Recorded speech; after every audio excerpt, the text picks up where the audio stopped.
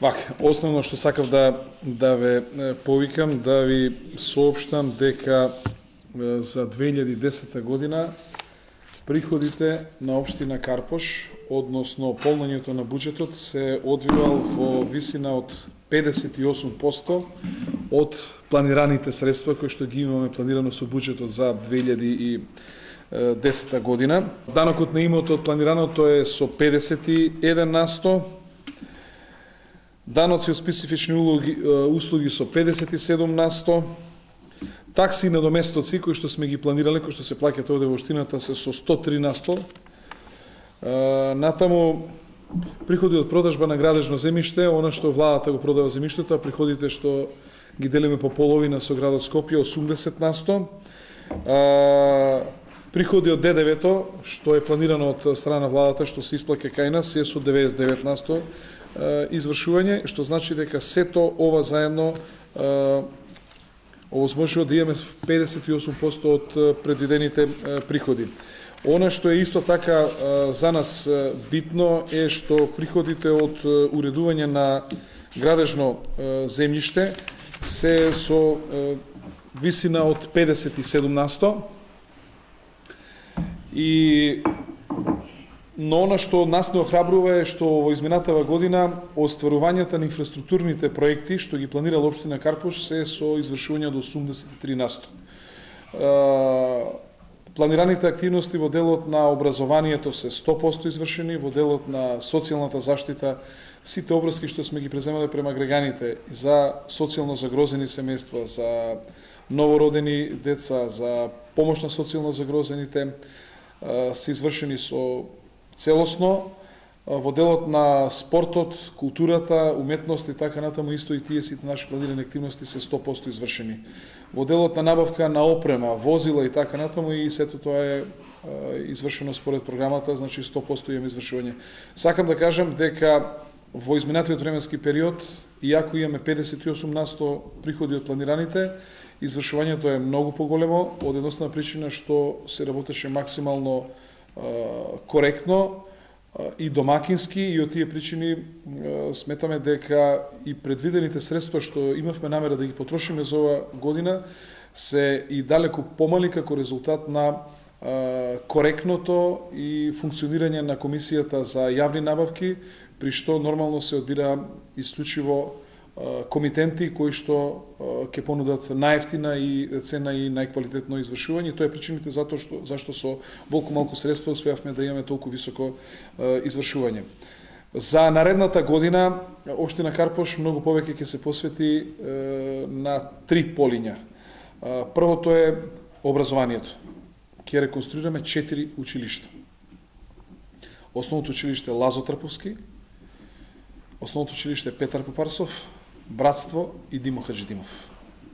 Тоа ќе биде целосна реконструкција на овие училишта со крововите, со замена на прозорите, внатрешното уредување, промена на начинот на затоплување на тие училишта, промена на фасади, значи целосна реконструкција на овие 4 училишта.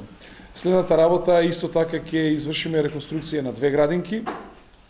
И третото поле кое што ќе делуваме натаму е подобрување на инфраструктурата на територија на општина Карпош, односно за наредната година исто така ќе се планирани решавање на 30 на улици, односно целосна замена на рабниците, тротоарите, коловозните траки, нови инсталации, поставување и така натаму, и нареднава година планираме целосна замена на уличното светилки. Ние имаме некаде околу 3.500 светилки, веќе се 700 заменети. Со наредната година сметаме дека целосно тоа ќе биде заменето. И јас се надам дека нареднава година ќе започнеме со изградбата на новата општинска зграда. Често пати поставувавте прашање за ротондата на улицата Париска, значи тој дел се работи, веќе канализацијата се работи, тротоарите, што значи дека во текот на зимскиот дел и тој проект ќе биде завршен, што значи немаме проект кој што ни е почнат, а не е дозавршен како резултат на немање финансиски средства или пак несоодветно избран изведувач на тендерите на територија на општина Карпош. Па добро, општинската зграда ќе се гради сигурно 2 години. Ќе одлучиме потоа што ќе правиме. Се ќе зависи од тоа колку проектот што ќе каже колку средства треба да издвоиме за изградба на нова општинска зграда. Ако тие средства се навистина многу високи, во тој случај ќе веројатно ќе се откажеме од таа идеја и тие средства ќе ги вложиме во училиштата. Значи нема логика ние да идеме во велелепна нова општинска зграда, а да имаме училишта кои што се субстандард и кои што се изградени во 65-та година. И од тогаш понаму нема никакви реконструкции по тие училишта. Зимска служба имаме издвоено 2.700.000 денари. Тоа исто така функционира во ред. Нешто друго дали ве интересира законот за дивоградби? Ние си го кажавме своето мислење дека јас очекував повеќе од тој закон. Сметам дека нема никакво оправдување при носење на еден ваков закон да се изостават деловните објекти и да се изостават колективните згради, затоа што тие се само малцински проблем или минорен проблем во делот кој што го има дивоградбите со индивидуалните објекти и сметам дека владата мора да даде објаснување зошто овие две категории на дивоградби не се легализираат. Кај нас, општина Карпуш, го имаме трговскиот центар Липтокарија средниот ред и трговскиот центар на техника. Тоа е на последна седмица. И многу малку имаме ние делови од колективни згради кои што да речеме не се легализирани, меѓутоа таму живеат луѓе, тие станови се купени и така натаму, така да мора да се најде решение за ова прашање. Искрен да бидам, чекаме 4,5 години на закон од 29 члена. Тоа е за мене смешно. Тие 29 члена сега овде на колено ќе седнам, ќе ги напишеме и ќе има подобар закон. Вистина е смешно да чекаме 4,5 години на закон со 29 члена во кој што има толку многу аномалии и околу прашањето на плаќањето на комуналиите. Нема зашто оние што легално градат да плаќаат по една тарифа, а оние што имаат дивоградба да плаќаат по друга тарифа.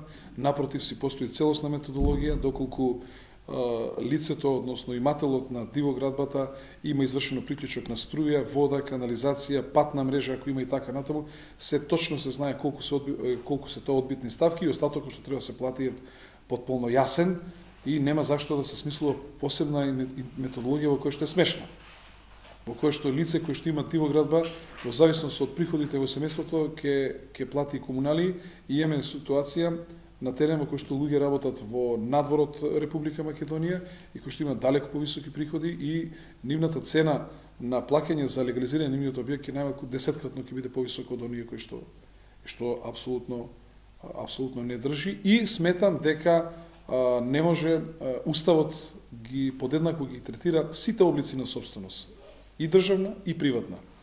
И нема зашто државната собственост да биде привилегирана доколку има дивоградба да не се плаќа надоместок за легализација на објектот. Значи дека мора сериозно законодавецот да внимава да не влеземе во проблеми од уставно-правен карактер, за да потоа сите други бидат виновни, само тие да не бидат виновни при носењето на вакви закони.